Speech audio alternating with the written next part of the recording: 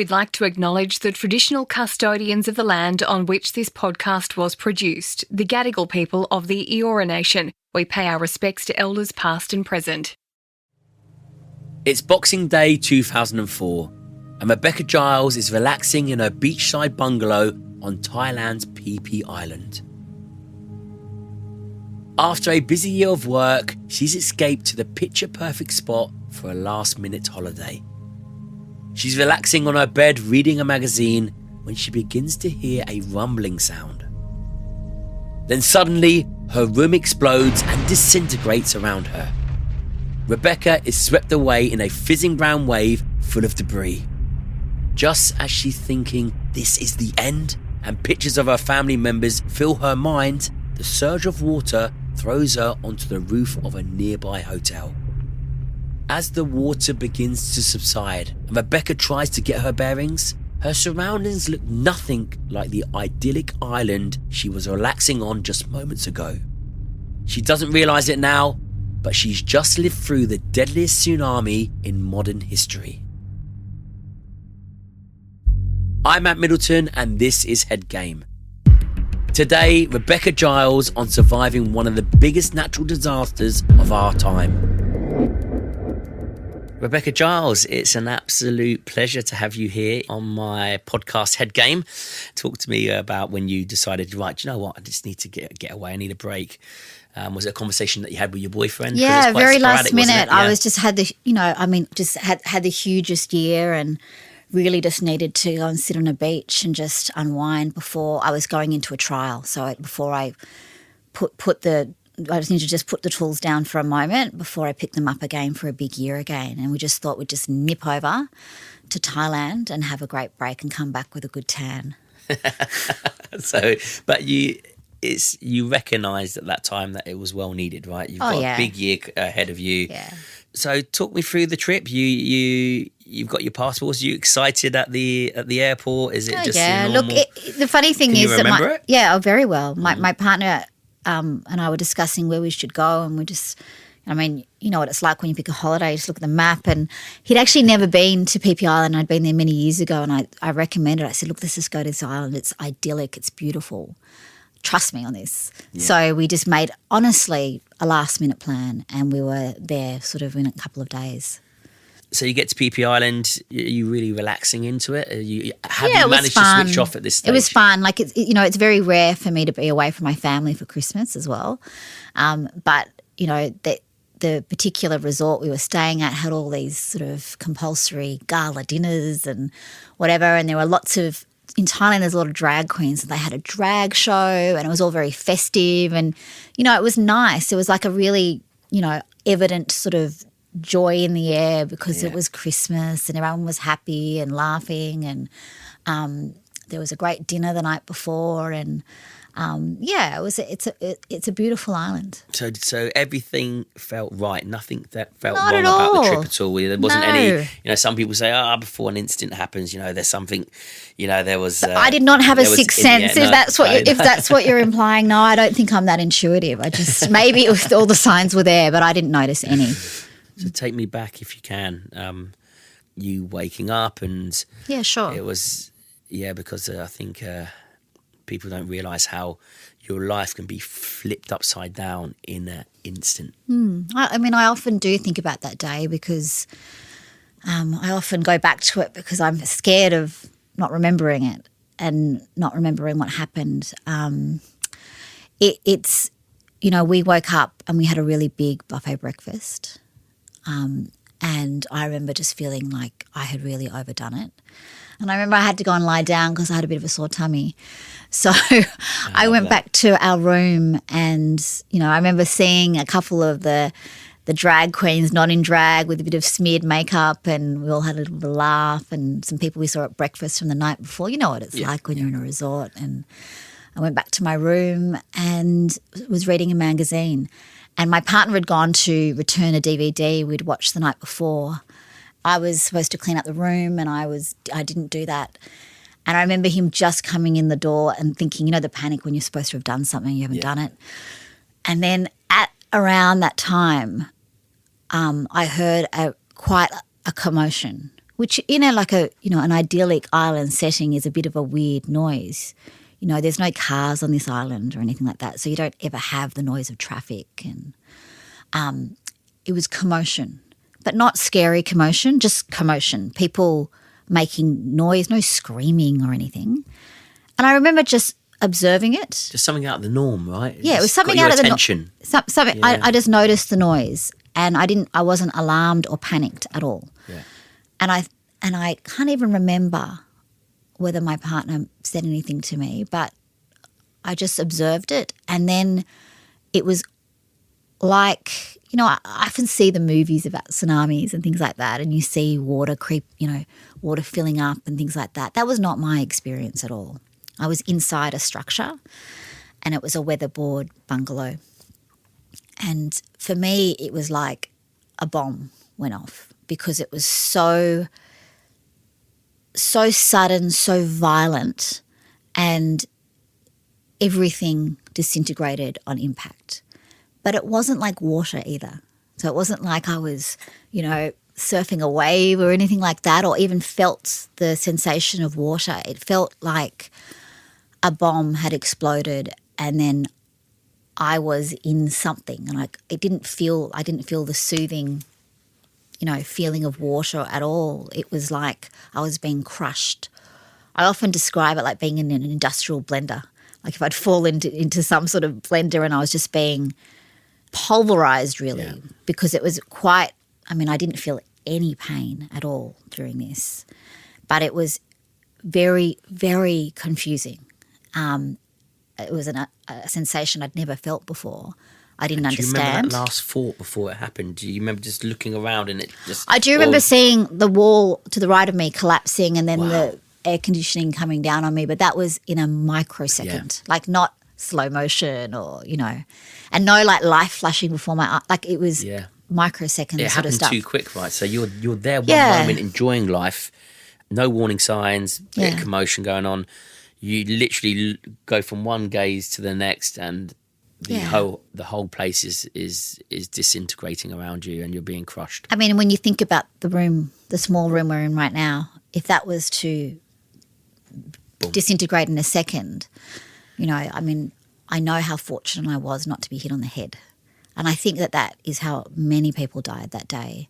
They lost consciousness, they were knocked out, and they drowned. Yeah. Whereas I was awake and with it the whole time, and was able to, I didn't actually do anything to save myself, but at least I closed my mouth and went with whatever was happening to me. And, I think that a lot of people died in more robust structures because they didn't collapse, but I was very lucky that the strength of the water destroyed the building, and it didn't trap me within the building, but I was able to move with everything. I moved with the wave.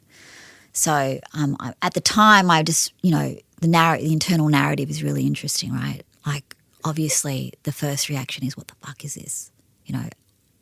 Immediately it's shock, like what? And then it turns to, naturally, okay, really, what is this? And trying to understand from a sensory perspective what the hell it was. Tsunami is something that is in our vernacular now, very much so. But back then it wasn't at all.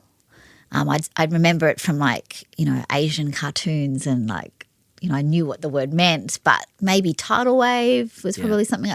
But I never even thought it was water related at all.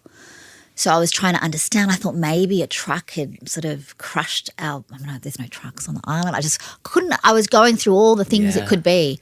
Trying to figure out what was, right? And I was just sort of eliminating things in my head, just really logically, rationally trying to work out what had happened to me. But the point is, I was being moved at such a force and such a speed that I had no control over any part of my body. It was so far, there was no chance I could even move my right arm. You were just stuck. I was just going with the flow. I was, head over, feet over, like being spun through with a lot of debris, like a wall of debris, basically. When did you realise that you were in water? When was that realisation? Not until I was out of the water, actually. Wow. But I did know that I actually thought maybe it was mud. I thought maybe there'd been a landslide is what I concluded ultimately in my, rational elimination of possible causes. But it didn't feel like water at all. I've always had a great relationship with the water and felt that I could be, but it didn't feel that way. And in fact, when I was ultimately propelled out of the water by a force that I don't really understand, it wasn't, blue, beautiful, Thai beach water. It was thick, dark brown, stinky water that was a soup of like debris, luggage, people, trees, window frames. It reminded me of the local tip actually. Wow. And the smell was just, it was an overwhelming, very noticeable smell immediately. So it didn't feel like it, I've seen a lot of the movies and it's just what it looked like and how it's been recreated wasn't really my experience. It was a slurry, really. And when you were trying to figure this out psychologically in your head, what is going on, what were the answers that you were getting? Can you remember some of your thoughts? Of course. I mean, like I say, it was immediately shock. What is this? And then I turned to a more rational view of what are the potential causes. And then I really couldn't work it out. And I thought maybe a landslide or maybe a truck or something like that. And I also thought because the bungalow I was in and I was on a futon bed was very low to the ground, I had it in my head that maybe I was just really low to the ground and someone was going to just pull me out of whatever it was or just grab me. I had obviously no understanding that it was a global event and that, I was one of thousands affected on an island and that one of many on the country and the region. I had no idea of how small I was in this incident. Do you think you were going to die? When it happened? Well, not at that point. No? Not at that point. I mean, at that point I was still, going through the process of elimination. And then something in me moved on from that thought because I was like, okay, that's very interesting because I can't actually do anything about whatever it is. And, my lungs are starting to hurt and I might be in a bit of strife here. And then suddenly the realisation of, holy shit, this is actually a really bad, dangerous situation for me and I could be looking at something quite scary. And when did you realise your lungs was obviously the pressure being crushed? When did you think? I remember just feeling it in my chest, and then thinking I don't really have a lot of options here. I don't even know what this is. I'm in trouble, and then the panic was really interesting. The wave of emotions, and then the panic turned to sort of extreme, sort of anger and sorrow. Like it was sort of like, no, I'm only 27.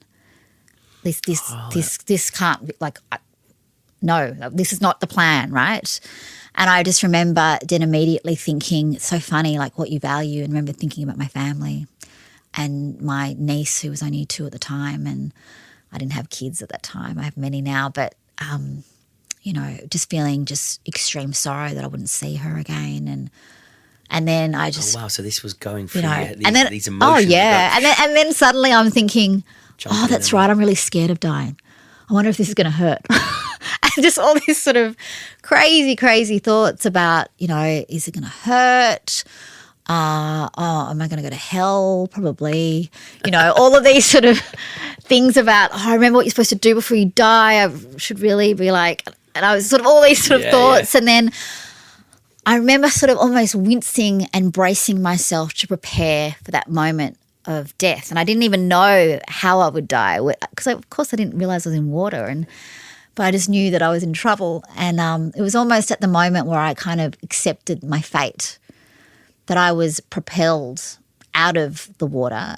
And I remember it's almost like, when you're in a swimming pool and your dad throws you from one end to the other.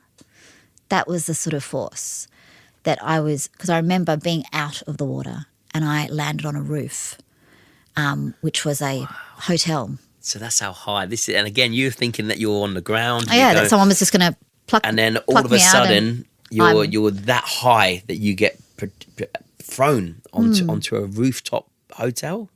Yeah.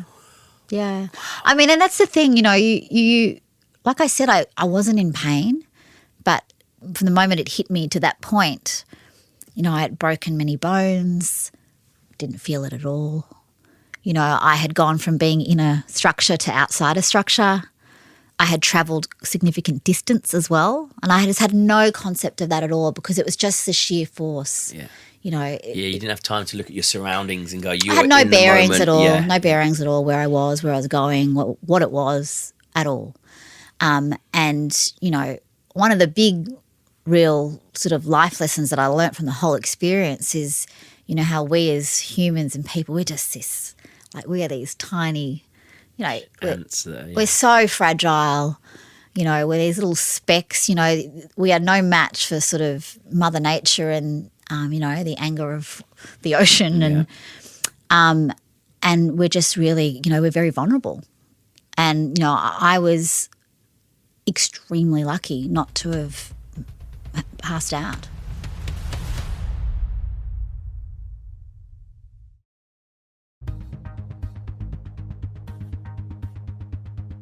So you get thrown up out of the water onto a rooftop. Is that when you realise, actually, I'm in a tsunami? In a tidal wave? No, still. At that time, my adrenaline had kicked in big time, and I wasn't thinking rationally, and I wasn't in that same head, mindset at all. It was a very surreal. It was like having, taking mushrooms. Yeah. And then you're suddenly on this, like, where the hell? Like, what the heck is going on? Yeah, you wanted to be on a rooftop, but not like this. Yeah, no, I do like rooftop bars, but not this one. It was just very confusing and just, I remember the smell. I remember the fizzing noise. There was a really strong fizzing noise. And all of those sorts of things, the heat of the sun. It was an incredibly hot day. And just being extremely confused, not really understanding, if it was the tsunami in my head, maybe the water would be clear. I mean, this was black water. It was like the island was destroyed and had caved in and spontaneously combusted because all the structures, apart from the one I was on the top of, were no longer there. So you're there on the rooftop, all this, this sea of anger is going past you. When does it subside? When do you just like think, right, I've stopped moving, I'm just going to stay here until the next thing happens? Or I remember there was a man near me, and I remember being conscious of him. He had a lot of blood on him. And then there was another surge, like a very, very strong surge that felt, it must have been a second wave. Second wave, yeah. And then that came over the roof, and I couldn't move at that point. By that time, I'd realised I could see my bone in my arm there, and I couldn't move my legs. And I was like, oh,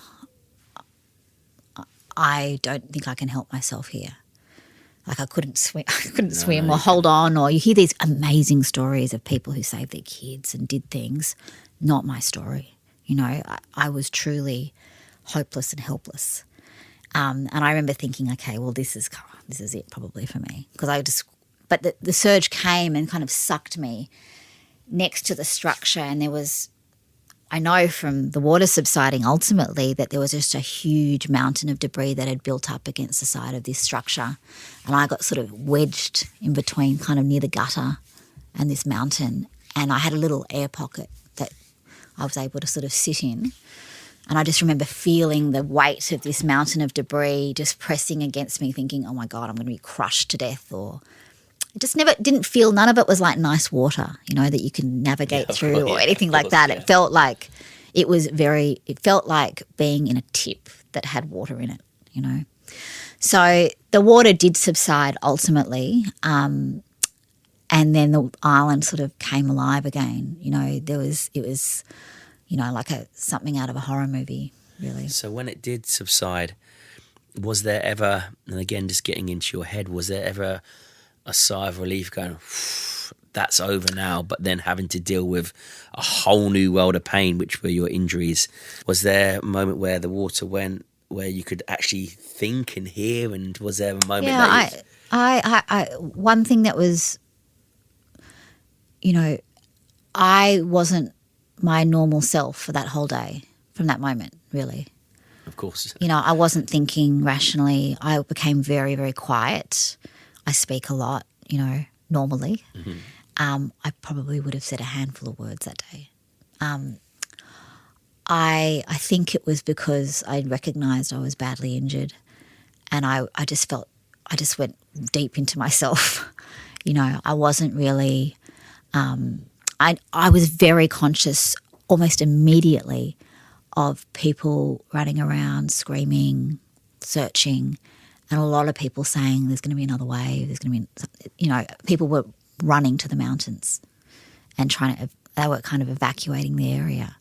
And I was, unable to move. I'm still in this mountain of debris, and I just remember just being unable to help myself or do anything for me. how did you get off the rooftop then? How did that happen? So some guys that I always describe them as backpackers, but I don't know why I would call them that. Maybe they had a backpack. I don't know There's where they were something staying. that It's just like that they would were have just twigged. young guys, and they came by and they put me on a door that was in the mountain of the debris, climbed up it, and then kind of navigated me down. I remember like sliding off and this and that, and I kind of remember thinking this is almost comical. Like it's it's ridiculous. Like, But you must have been there for some amount of time, and I know that you can't appreciate time because the adrenaline's kicking in. You're going in and out of shock, 100%. But God, you must have been there for a while for the second wave to then hit, and then for everything to subside, for people to actually go out, or look around and have that clarity of mind to go, right, actually we need to start helping people and rescuing what was people. amazing was the amount of people helping people. Instead of fleeing to the mountains out of fear of their own lives. A lot of people were going from place to place, and it was incredible, to see the amount of sort of camaraderie. This girl needs help. Someone will come and assist. I mean, I don't even know if these people were doctors or what they were, but it was the instinct to assist was amazing. And my boyfriend at the time was, he had found me by this point, and so I think he might have directed a bit of traffic around me. Yeah, I was going to ask about him. So he was in the same room as you. Yeah, and he sort of went the other way, but he was standing, so I think he was in a bit of a better position. And he was quite badly injured to his lower half of his body, but quite deep lacerations to his legs and things like that.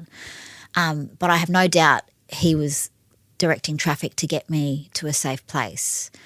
And, I remember this old brown door that I was on, and they sort of used it as a stretcher. So they got me down ultimately and then took me to the rooftop of a hotel called the Phi Phi Princess.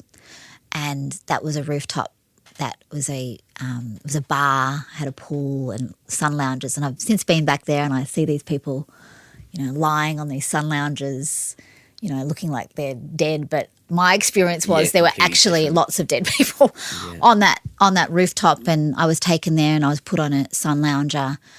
And I just remember feeling just really quiet, and I'm really needle phobic, and I always have been.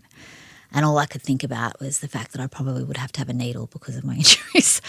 And just sort of like, the funny things that you think of when that's the least of my worries really, just crazy thoughts. And there was just a lot of activity around me.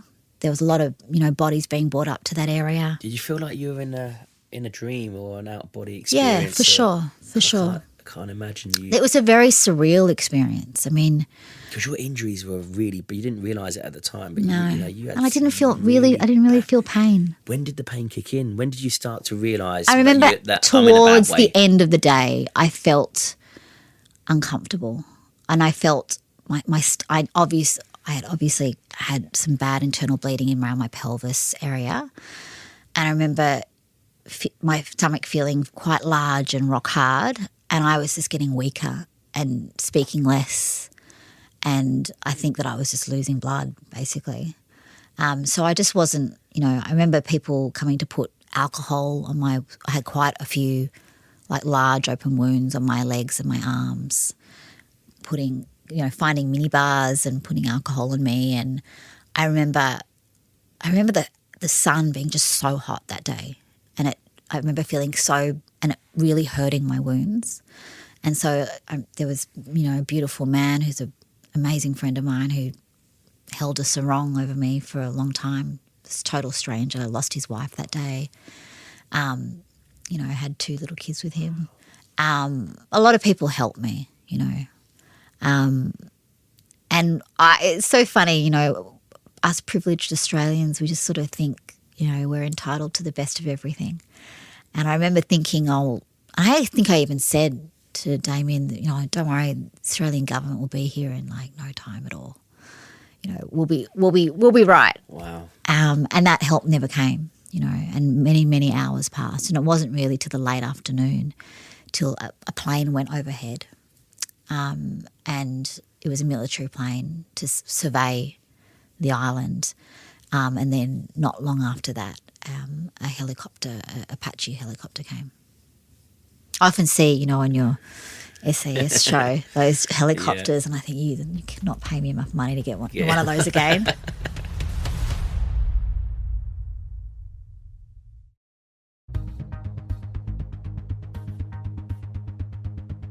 So all during that time, ultimately, you're in a not even a field hospital. You're in this rooftop bar. You're alcohol, reverting back to the old school techniques of just infection with alcohol and just comfort. That's all they could do because everything was destroyed, right? Yeah, so a lot of people were trying to keep me awake. Yeah, Keep talking. Absolutely. What's yeah, your name? course. Where are you Yeah. from? And there was no form of communication. There's no people making phone calls or anything like that. And it was sort of, like we love going to these secluded beach resorts in these countries. But when something like that happens, you really are isolated and very, very far from, the eastern suburbs of Sydney. Your privileged life, right? But when you're on this rooftop bar, you're being sort of treated in a way where you were just being made comfortable. Ultimately, around you said there was multiple individuals. Were they dead and alive, or were they being treated as well? Or? I remember seeing a lot of dead bodies, and I don't believe I'd ever seen one before in my life. It wasn't really horrific. These people looked like they were sleeping.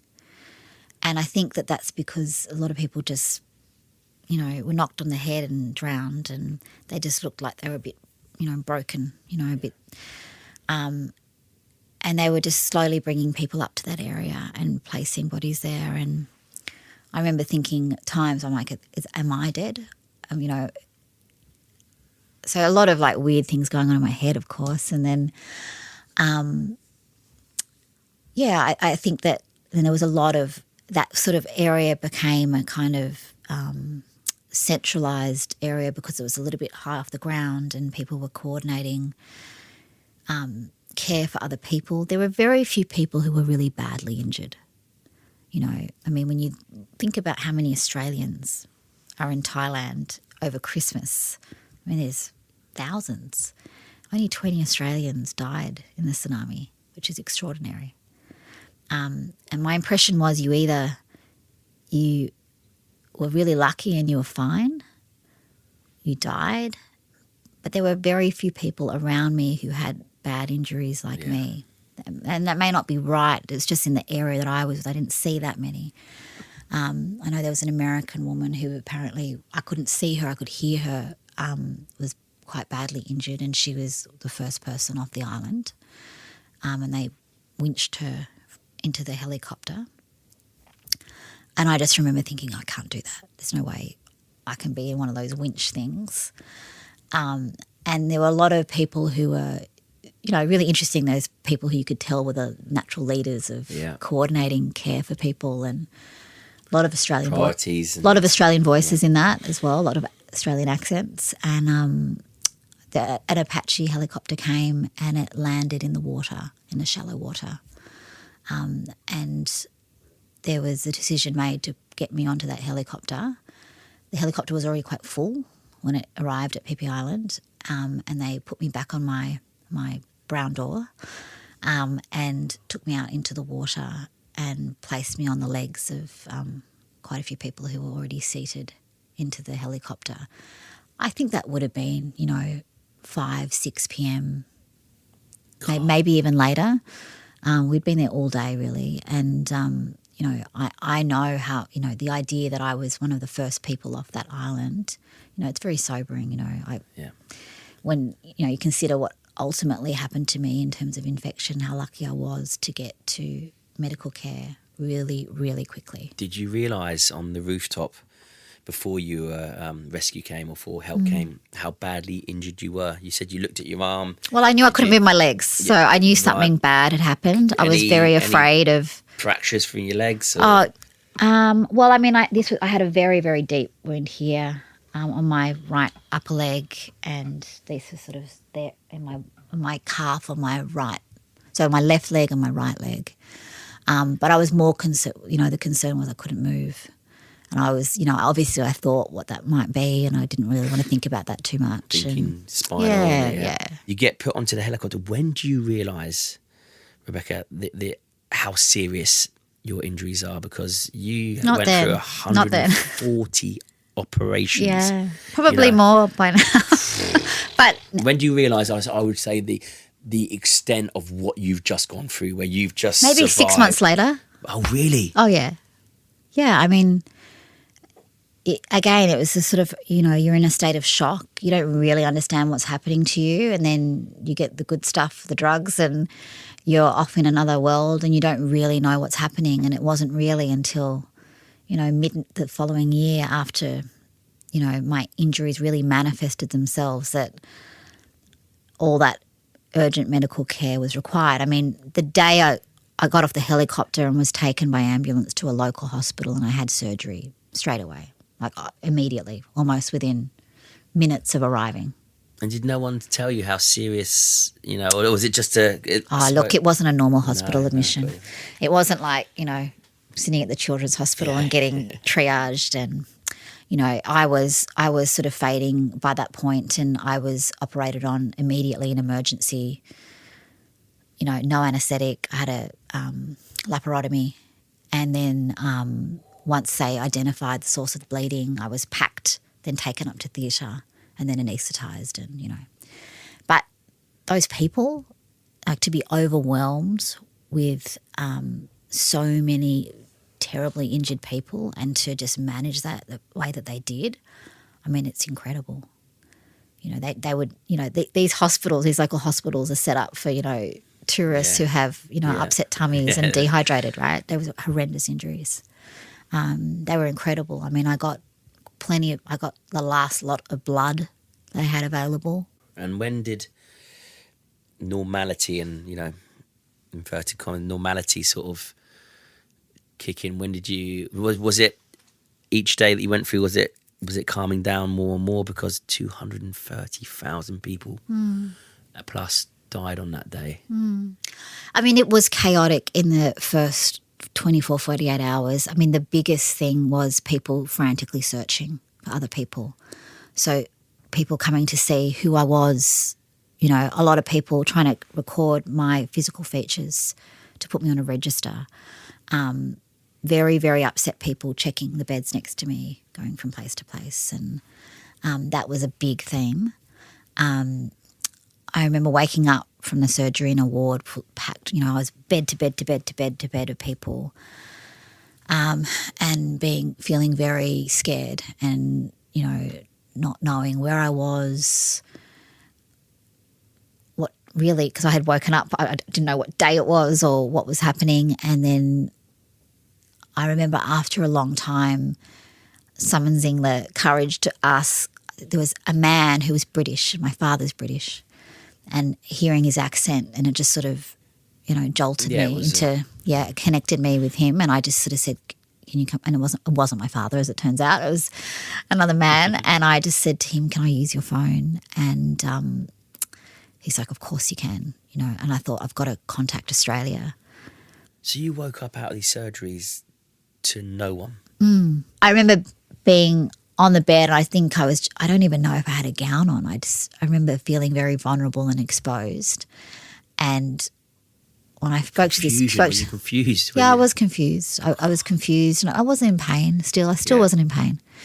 And the man handed me a mobile phone, and, you know, if you got given a mobile phone, like, who would you... I couldn't remember a single number. What are you going to say? You haven't got a clue what's going on, where you are, what's happened. It's like, what are you going to say on, where? Come and get me where? I didn't even know where I was. Yeah, it's a good point. And it's funny, you know, you'd think that you'd remember your parents' phone number, but I couldn't remember it for the life of me because I don't dial it. It's in my phone, of course. Of course. But I did actually remember the mobile phone number of the partner at my law firm that I worked for. I called him, and he was driving down the coast on his holidays at the time, and he was like, "Oh, hey, what's up?" And I was like, I don't know. I need you to help me. I don't know I don't really know where I am, but I'm hurt." And then I started sort of speaking, and then fortunately the gentleman who lent me the phone just took over and said, "Look, this is where she is. This is what I think is going on with her. I don't really know, but..." And then, of course, you know, working for a big Australian law firm was amazing. They sort of took everything over for me from there, and, you know, parents, insurers, everyone who had to be notified. And I was in that local hospital for about 2 days, I believe. And then I got medevaced on a DC-10 to Bangkok. My partner and I were like kind of the only people on the plane. And we got taken to a very nice American hospital in Bangkok, which made me feel very comforted. So I was really, really lucky that I was able to get out of Krabi, which is where I was taken, to Bangkok when I did. And then I was, you know, in the big American hospital, and my family came to look after me there. And then they were really pushy and trying to get me back to Australia. And, you know, I was very, very lucky. I just don't even know what would have happened to me had I remained in Bangkok with given the severity of the infection that I was cultivating at the time. Qantas removed a whole section of seats, and they brought over doctors and nurses from Australia, set up a little hospital on the plane. Wow. Took me through cargo, and then I arrived in Australia. And I remember when the plane sort of was touching down, being back on Australian soil, I just felt so much better. And there was ambulances with sirens, and even though it had been many weeks really since it actually happened, it was treated like an urgent. You know, they put a neck brace on me straight away, and I can't tell you, just the Australian healthcare is just different level. Oh, yeah. Completely. What was it like when you saw your parents? Was there? Well, I mean, I remember feeling very guilty because my mum hates flying, and you know, I was always getting into pickles that she had to come and, you know, pick me up from the headmaster's office, and I felt like that, and I was like, sorry. And of course she was like, she was sort of like, are you kidding? Like, I obviously had no idea the extent of the disaster and no idea of the panic and upset that they must have felt, you know, knowing that I had been caught up in it. They hadn't heard from me for some time, and so they were extremely worried that I had been killed. And you know, I felt so happy that they were there. My girlfriend came from the UK, and another girlfriend came from Sydney, and I felt embarrassed from the attention, actually. You know. Yeah. And but I guess from that point, it's all really, really hazy. From about New Year's was really hazy for me, because I think that I was getting sick, and I think that my family were like, okay, there's something wrong with her. Yeah. You know. Mm-hmm. And that caused them to look really closely at my body and to see that there was some shadowing on my lower back, which was effectively, it was necrotizing fasciitis, which is a flesh-eating infection, which is not very nice. And that's why I've had so many surgeries, because I went into surgery daily, really, for a very, very long time. 140 surgeries.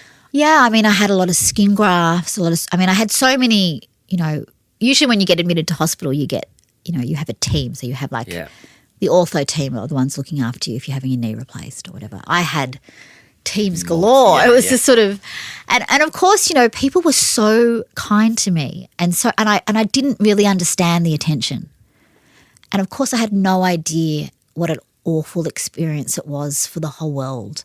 Yeah. And so very few people, I think I might have been the only patient at Westmead Hospital who was from the tsunami. And so I really got, the best care. People were so kind to me. Wow. We're running out of time, but there's a couple of questions I want to ask you. Yeah. Why did you want to go back after 10 years? For the 10-year anniversary, was that, did you feel like that was part of your recovery? Yeah, definitely. Yeah? I felt it was a big milestone, getting through 10 years. And I was still having surgery by then. Yeah. And I still have it now, but nothing life-saving. And I felt that the main reason I went back was to, honour the memory of some of the people. Oh, yeah. I felt that was the very least I could do. And also to confront it. In my head, that place was a scary, awful, gruesome place. And then to go there and realise life goes on, my friend. Wow. That's in your head. Yeah. People are having pina coladas. And you're going back to the same rooftop bars, right? Exactly, of course, right? Everyone's happy. Life has moved on, right? And so it was just to me, when I was there and I went back, I was like, it kind of clicked that, the only person really holding me back is myself and my memories in my head, right? So they've all moved on, and this place, life goes on here, and it actually is an idyllic, beautiful place. And it was just this one moment in time, right? And wow, life has moved mindset. On. It gave me perspective. This giant tree that I remember looking at all day was actually not giant at all. Yeah. All of those sorts of things that were just exaggerated in my mind. And yeah, it was a terrible thing. But to go there and just sort of pay respects to, the wife of the man that helped me, and that was good. It was sort of cathartic, actually. I love that. And one final question. The 20-year anniversary is coming up. Yeah. Have you got any plans for that? And if you have, what are they? Yeah, well, I probably would have gone back to Thailand had I had nothing else to do. But I have a beautiful friend who's getting married in Bali, actually. So, I've